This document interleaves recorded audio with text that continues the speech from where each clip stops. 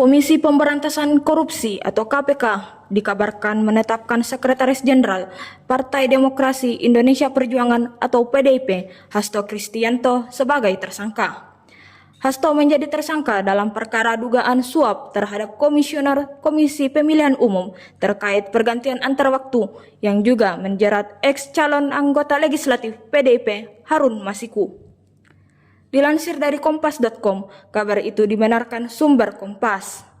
Namun dikonfirmasi terpisah, juru bicara KPK, Tessa Marardika, mengaku belum mendapat informasi terkait penetapan tersangka Hasto Kristianto. Siapakah sosok Hasto Kristianto? Hasto Kristianto lahir di Yogyakarta pada 7 Juli 1966. Ia lahir dari pasangan Antonius Krido Parjono dan Yohana Sutami. Hasto memiliki istri yang bernama Maria Stefani Ekowati dan telah dikaruniai 2 buah hati.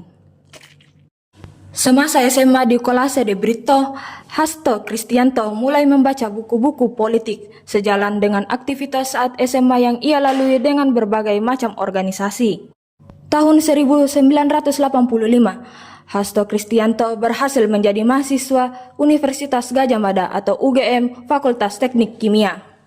Semasa kuliah di UGM, Hasto banyak ikut organisasi kemahasiswaan. Bakat menonjol berorganisasi ditunjukkan dengan dipilihnya Hasto menjadi Ketua Senat Mahasiswa Fakultas Teknik UGM. Di tahun 1986 sampai 1987, kebangkitan PDI yang memunculkan nama Megawati Soekarno Putri. Bangkitnya PDI memunculkan kembali ingatan publik pada sosok Bung Karno, membuat Hasto mulai memikirkan dalam-dalam masa depan Indonesia. Hasto banyak membaca buku-buku tentang Soekarno dan gagasannya soal Indonesia Raya. Namun setelah lulus kuliah, Hasto rupanya tidak langsung terjun ke dunia politik. Ia justru memulai karir di BUMN PT Rekayasa Industri. Hasto bekerja di BUMN PT Rekayasa Industri di tahun 1992. Berbagai posisi ia tempati sampai pada tahun 2002. Masuknya Hasto ke politik baru dimulai tahun 1999. Ia masuk dalam struktur partai dan bekerja sebagai tukang ketik.